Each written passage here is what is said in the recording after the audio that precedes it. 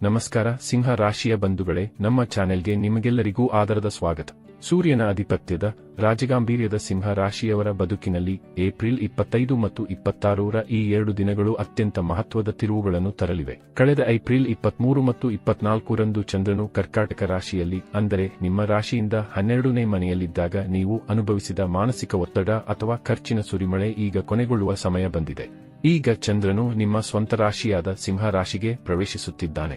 ನಿಮ್ಮ ರಾಶ್ಯಾಧಿಪತಿಯಾದ ಸೂರ್ಯನು ಈಗಾಗಲೇ ಮೇಷರಾಶಿಯಲ್ಲಿ ಉಚ್ಚ ಸ್ಥಾನದಲ್ಲಿದ್ದು ನಿಮಗೆ ಭಾಗ್ಯೋದಯದ ಮುನ್ಸೂಚನೆ ನೀಡುತ್ತಿದ್ದಾನೆ. ಇಂದಿನ ಈ ಸುದೀರ್ಘ ವಿಡಿಯೋದಲ್ಲಿ ನಾವು ಏಪ್ರಿಲ್ 25ರ ಸೀತಾ ನವಮಿ ಮತ್ತು ಏಪ್ರಿಲ್ 26ರ ವಾಸವಿ ಜಯಂತಿಯ ಶುಭ ಸಂದರ್ಭದಲ್ಲಿ ನಿಮ್ಮ ಗ್ರಹಗತಿಗಳು ಹೇಗಿರಲಿವೆ ಎಂಬುದನ್ನು ಎಳೆಯಾಗಿ ವಿಶ್ಲೇಷಿಸೋಣ. ಉದ್ಯೋಗ, ಹಣಕಾಸು, ಪ್ರೇಮ ಜೀವನ ಮತ್ತು ಆರೋಗ್ಯ, ಈ ಎಲ್ಲಾ ಕ್ಷೇತ್ರಗಳಲ್ಲಿ ನೀವು ವಹಿಸಬೇಕಾದ ಮುನ್ನೆಚ್ಚರಿಕೆಗಳೇನು ಎಲ್ಲವನ್ನೂ ತಿಳಿಯೋಣ. ವಿಡಿಯೋ ಕೊನೆಯಲ್ಲಿ ಸಿಂಹ ರಾಶಿಯವರಿಗೆ ವಿಶೇಷ ಪರಿಹಾರವನ್ನು ತಿಳಿಸುತ್ತೇನೆ, ಮಿಸ್ ಮಾಡಬೇಡಿ. ವಿಡಿಯೋ ಪ್ರಾರಂಭಿಸುವುದಕ್ಕೂ ಮುನ್ನ ಎಂದಿನಂತೆ ನಮ್ಮ ವಿನಂತಿ ಎಂದರೆ, ನೀವಿನ್ನೂ ನಮ್ಮ ಚಾನೆಲ್ ಸಬ್ಸ್ಕ್ರೈಬ್ ಮಾಡಿಲ್ಲವೆಂದರೆ ಈ ಕೂಡಲೇ ನಮ್ಮ ಚಾನೆಲ್ ಅನ್ನು ಸಬ್ಸ್ಕ್ರೈಬ್ ಮಾಡಿ. ಜತೆಗೆ ನಮ್ಮೆಲ್ಲ ವಿಡಿಯೋಗಳ ನಿರಂತರ ಅಪ್ಡೇಟ್ಸ್ಗಳಿಗಾಗಿ ತಪ್ಪದೇ ಪಕ್ಕದ ಬೆಲ್ ಐಕಾನ್ ಬಟನ್ ಕೂಡ ಕ್ಲಿಕ್ ಮಾಡಿ. ನಿಮ್ಮ ಜೀವನದಲ್ಲಿಯೂ ಏನಾದರೂ ಸಮಸ್ಯೆಗಳು ಬಾಧಿಸುತ್ತಲಿದ್ದರೆ ಈ ಕೂಡಲೇ ಸ್ಕ್ರೀನ್ ಮೇಲೆ ಕಾಣ್ತಿರುವ ನಮ್ಮ ಗುರೂಜಿ ನಂಬರಿಗೆ ಕರೆ ಮಾಡಿ ಶೀಘ್ರವೇ ಶಾಶ್ವತ ಪರಿಹಾರ ಕಂಡುಕೊಳ್ಳಿ. ಸ್ನೇಹಿತರೆ, ಮೊದಲಿಗೆ ಏಪ್ರಿಲ್ 25 ಶನಿವಾರದ ಪಂಚಾಂಗದ ಕಡೆಗೆ ಗಮನ ಹರಿಸೋಣ. ಇಂದು ವೈಶಾಖ ಮಾಸದ ಶುಕ್ಲ ಪಕ್ಷದ ನವಮಿ ತಿಥಿ. ಇದನ್ನು ನಾವು ಸೀತಾ ನವಮಿ ಎಂದು ಭಕ್ತಿಯಿಂದ ಆಚರಿಸುತ್ತೇವೆ. ಇಂದು ಆಶ್ಲೇಷ ನಕ್ಷತ್ರವಿದ್ದು ರಾತ್ರಿ ಚಂದ್ರನು ಕರ್ಕಾಟಕ ರಾಶಿಯಿಂದ ನಿಮ್ಮ ಸಿಂಹ ರಾಶಿಗೆ ಪ್ರವೇಶಿಸುತ್ತಾನೆ. ಇಂದು ರವಿ ಯೋಗವಿರುವುದು ಸಿಂಹ ರಾಶಿಯವರಿಗೆ ಅತ್ಯಂತ ಶುಭದಾಯಕ. ಸೂರ್ಯನ ಉಚ್ಚಸ್ಥಿತಿಯಿಂದಾಗಿ ನಿಮ್ಮ ಆತ್ಮವಿಶ್ವಾಸ ದುಪ್ಪಟ್ಟಾಗಲಿದೆ. ಆದರೆ ಶನಿವಾರವಾಗಿರುವುದರಿಂದ ನಿಮ್ಮ ಕರ್ಮ ಫಲಗಳ ಬಗ್ಗೆ ಎಚ್ಚರಿಕೆ ಇರಲಿ. ಶನಿಯು ನಿಮ್ಮ 7ನೇ ಮನೆಯಲ್ಲಿ, ಅಂದರೆ ಕುಂಭ ರಾಶಿಯಲ್ಲಿ ನೆಲೆಸಿದ್ದು ನಿಮ್ಮ ಮೇಲೆ ನೇರ ದೃಷ್ಟಿ ಬೀರುತ್ತಿದ್ದಾನೆ. ಇನ್ನು ಏಪ್ರಿಲ್ 26 ಭಾನುವಾರ. ಇಂದು ದಶಮಿ ತಿಥಿ ಮತ್ತು ಮಗ ನಕ್ಷತ್ರದ ಪ್ರಭಾವವಿರುತ್ತದೆ. ಇಂದು ವಾಸವಿ ಜಯಂತಿಯ ಶುಭ ದಿನ. ಚಂದ್ರನು ಇಂದು ಪೂರ್ತಿ ನಿಮ್ಮ ಸ್ವಂತ ರಾಶಿಯಾದ ಸಿಂಹ ರಾಶಿಯಲ್ಲಿ ಸಂಚರಿಸುವುದರಿಂದ ನಿಮಗೆ ಒಂದು ರೀತಿಯ ರಾಜಯೋಗದ ಅನುಭವವಾಗಲಿದೆ. ನಿಮ್ಮ ವ್ಯಕ್ತಿತ್ವದಲ್ಲಿ ಹೊಸ ಮೆರುಗು ಬರಲಿದೆ.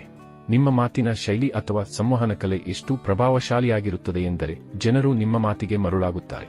ಈ 2 ದಿನಗಳು ನಿಮ್ಮ ಹಳೆಯ ಯೋಜನೆಗಳನ್ನು ಕಾರ್ಯರೂಪಕ್ಕೆ ತರಲು ಅತ್ಯಂತ ಪ್ರಶಸ್ತವಾಗಿವೆ. ವೀಕ್ಷಕರೇ, ಇದು ಈ 2 ದಿನಗಳ ಗ್ರಹ, ನಕ್ಷತ್ರ ಮತ್ತು ಯೋಗಗಳ ಕುರಿತಾಗಿರುವ ಮಾಹಿತಿಯಾಗಿದ್ದು, ಈ ಮಾಹಿತಿಯನ್ನೇ ಆಧರಿಸಿ ಈಗ ಈ ದಿನಗಳ ಕುಂಭ ರಾಶಿಯ ಫಲಗಳನ್ನು ನೋಡೋಣ. ಆರೋಗ್ಯದ ದೃಷ್ಟಿಯಿಂದ ಈ 2 ದಿನಗಳು ಸಿಂಹ ರಾಶಿಯವರಿಗೆ ವರದಾನ ಎನ್ನಬಹುದು. ಕಳೆದ ಕೆಲವು ದಿನಗಳಿಂದ ನೀವು ಬೆನ್ನು ನೋವು ಅಥವಾ ಕಣ್ಣಿನ ಸಮಸ್ಯೆಯಿಂದ ಬಳಲುತ್ತಿದ್ದರೆ ಈಗ ಅದರಿಂದ ಮುಕ್ತಿ ಸಿಗಲಿದೆ. ನಿಮ್ಮ ರಾಶ್ಯಾಧಿಪತಿ ಸೂರ್ಯನು ಉಚ್ಚನಾಗಿ 9ನೇ ಮನೆಯಲ್ಲಿ ಇರುವುದರಿಂದ ನಿಮ್ಮಲ್ಲಿ ರೋಗನಿರೋಧಕ ಶಕ್ತಿ ಹೆಚ್ಚುತ್ತದೆ. ಆದರೂ ಸಿಂಹ ರಾಶಿಯವರು ನೆನಪಿಡಬೇಕಾದ ಅಂಶವೆಂದರೆ ನಿಮ್ಮದು ಅತಿಯಾದ ಉದ್ರೇಕದ ಸ್ವಭಾವ. ಸಣ್ಣ ವಿಷಯಕ್ಕೂ ಕೋಪಗೊಳ್ಳುವ ಅಥವಾ ಹೈಪರ್ ಆಗುವ ಗುಣ ನಿಮ್ಮ ಆರೋಗ್ಯದ ಮೇಲೆ ಪರಿಣಾಮ ಬೀರಬಹುದು. ಆದ್ದರಿಂದ ತಾಳ್ಮೆಯಿಂದಿರಿ ಮತ್ತು ಧ್ಯಾನಕ್ಕೆ ಸಮಯ ಮೀಸಲಿಡಿ. ವೃತ್ತಿ ಜೀವನದಲ್ಲಿ ಸಿಂಹ ರಾಶಿಯವರಿಗೆ ಸಿಂಹನಾದ ಮಾಡುವ ಸಮಯವಿದು. ಕೆಲಸದ ಸ್ಥಳದಲ್ಲಿ ನಿಮ್ಮ ಬಾಸ್ ಅಥವಾ ಮೇಲಧಿಕಾರಿಗಳು ನಿಮ್ಮ ಕಾರ್ಯಕ್ಷಮತೆಯನ್ನು ಮೆಚ್ಚಿ ಹೊಸ ಜವಾಬ್ದಾರಿಗಳನ್ನು ನೀಡಬಹುದು. ಶುಕ್ರ ಮತ್ತು ಗುರುಗಳ ಶುಭ ದೃಷ್ಟಿಯಿಂದಾಗಿ ಸಹೋದ್ಯೋಗಿಗಳು ನಿಮಗೆ ಬೆಂಬಲವಾಗಿ ನಿಲ್ಲುತ್ತಾರೆ. ನೀವು ಯಾವುದೇ ಹೊಸ ಪ್ರಾಜೆಕ್ಟ್ ಆರಂಭಿಸಬೇಕೆಂದಿದ್ದರೆ ಏಪ್ರಿಲ್ 26ರ ಭಾನುವಾರ ಅತ್ಯಂತ ಶುಭವಾಗಿದೆ. ಸರ್ಕಾರಿ ಕೆಲಸಕ್ಕಾಗಿ ಪ್ರಯತ್ನಿಸುತ್ತಿರುವವರಿಗೆ ಈ 2 ದಿನಗಳಲ್ಲಿ ಒಳ್ಳೆಯ ಸುದ್ದಿ ಸಿಗುವ ಸಾಧ್ಯತೆ ದಟ್ಟವಾಗಿದೆ. ಆದರೆ ನೆನಪಿಡಿ, ಅಧಿಕಾರ ಸಿಕ್ಕಾಗ ಅಹಂಕಾರ ಬರಬಾರದು, ಶಾಂತಿಯಿಂದ ವರ್ತಿಸಿ. ಹಣಕಾಸಿನ ವಿಷಯದಲ್ಲಿ ಈ 2 ದಿನಗಳು ಅತ್ಯಂತ ಸಮೃದ್ಧವಾಗಿರಲಿವೆ. 23 ಮತ್ತು 24ರಂದು ಇದ್ದ ಹಣದ ಮುಗ್ಗಟ್ಟು ಈಗ ನಿವಾರಣೆಯಾಗಲಿದೆ. ಹೊಸ ಆಸ್ತಿ ಖರೀದಿ ಅಥವಾ ಹಳೆಯ ಮನೆಯ ನವೀಕರಣ ಮಾಡುವ ನಿಮ್ಮ ಕನಸು ಈಗ ನನಸಾಗುವ ಹಾದಿಯಲ್ಲಿದೆ. ಹೂಡಿಕೆ ಮಾಡಲು ಏಪ್ರಿಲ್ 25ರ ಸೀತಾ ನವಮಿ ದಿನ ಅತ್ಯಂತ ಪ್ರಶಸ್ತ. ಷೇರು ಮಾರುಕಟ್ಟೆಯಲ್ಲಿ ತೊಡಗಿರುವ ಸಿಂಹ ರಾಶಿಯವರಿಗೆ ಅನಿರೀಕ್ಷಿತ ಧನಲಾಭದ ಯೋಗವಿದೆ. ಆದರೆ ಅಜಾಗರೂಕತೆಯಿಂದ ಯಾರಿಗೂ ದೊಡ್ಡ ಮೊತ್ತದ ಸಾಲ ನೀಡಬೇಡಿ. ವ್ಯಾಪಾರಸ್ಥರು ಸ್ವಲ್ಪ ಜಾಗರೂಕರಾಗಿರಬೇಕು. ನಿಮ್ಮ ರಾಶಿಯಲ್ಲಿ ಕೇತು ಮತ್ತು ಎದುರಿಗೆ ರಾಹು ಇರುವುದರಿಂದ ಪಾಲುದಾರಿಕೆ ವ್ಯವಹಾರದಲ್ಲಿ ಮೋಸ ಹೋಗುವ ಸಂಭವವಿರುತ್ತದೆ. ನಿಮ್ಮ ಕಣ್ಣು ಮತ್ತು ಕಿವಿಗಳನ್ನು ತೆರೆದಿಡಿ. ಯಾರನ್ನೂ ಕುರುಡಾಗಿ ನಂಬಬೇಡಿ. ಆದರೂ ನಿಮ್ಮ ವ್ಯವಹಾರದ ಸಂಪರ್ಕಗಳು ಹೆಚ್ಚಾಗಲಿವೆ. ಹೊಸ ಗ್ರಾಹಕರು ನಿಮ್ಮತ್ತ ಆಕರ್ಷಿತರಾಗುತ್ತಾರೆ. ವಿದೇಶಿ ವ್ಯಾಪಾರದಲ್ಲಿ ತೊಡಗಿರುವವರಿಗೆ ಏಪ್ರಿಲ್ 26ರಂದು ಭರ್ಜರಿ ಆರ್ಡರ್ಗಳು ಸಿಗುವ ಸಾಧ್ಯತೆ ಇದೆ. ಕುಟುಂಬ ಜೀವನದಲ್ಲಿ ಸುಖ ಶಾಂತಿ ನೆಲೆಸಲಿದೆ. ಸಂಗಾತಿಯೊಂದಿಗೆ ಕಳೆದ ದಿನಗಳಲ್ಲಿದ್ದ ಸಣ್ಣ ಪುಟ್ಟ ಮನಸ್ತಾಪಗಳು ಈಗ ದೂರವಾಗಲಿವೆ. ಅಚ್ಚರಿಯ ವಿಷಯವೆಂದರೆ ಸಿಂಗಲ್ ಆಗಿರುವ ಸಿಂಹ ರಾಶಿಯವರಿಗೆ ಅನಿರೀಕ್ಷಿತವಾಗಿ ಯಾರಾದರೂ ಪರಿಚಯವಾಗುವ ಅಥವಾ ಡೇಟಿಂಗ್ ಹೋಗುವ ಸಾಧ್ಯತೆ ಇದೆ.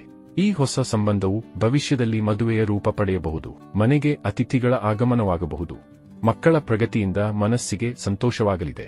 ಮನೆಯಲ್ಲಿ ಹಿರಿಯರ ಆರೋಗ್ಯದ ಕಡೆಗೆ ಸ್ವಲ್ಪ ಗಮನ ನೀಡಿ. ವಿದ್ಯಾರ್ಥಿಗಳಿಗೆ ಇದು ಕಠಿಣ ಪರಿಶ್ರಮದ ಸಮಯ. ವಿಶೇಷವಾಗಿ ಸ್ಪರ್ಧಾತ್ಮಕ ಪರೀಕ್ಷೆಗಳಿಗೆ ಸಿದ್ಧತೆ ನಡೆಸುತ್ತಿರುವವರು ಅಥವಾ ವಿದೇಶಕ್ಕೆ ಹೋಗಿ ಓದಬಯಸುವವರು ಹೆಚ್ಚಿನ ಶ್ರಮ ಹಾಕಬೇಕಾಗುತ್ತದೆ. ಸೂರ್ಯನ ಬಲ ಇರುವುದರಿಂದ ನೀವು ಮಾಡುವ ಶ್ರಮಕ್ಕೆ ತಕ್ಕ ಫಲ ಸಿಗುವುದು ಖಚಿತ.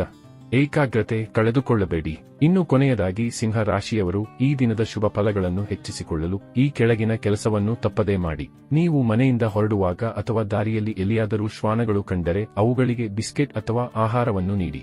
ಇದು ರಾಹುಕೇತುಗಳ ದೋಷವನ್ನು ಕಡಿಮೆ ಮಾಡುತ್ತದೆ. ಬೆಳಿಗ್ಗೆ ಸೂರ್ಯನಿಗೆ ಅರ್ಘ್ಯ ನೀಡಿ ಮತ್ತು ಆದಿತ್ಯ ಹೃದಯ ಸ್ತೋತ್ರ ಪಠಿಸಿ.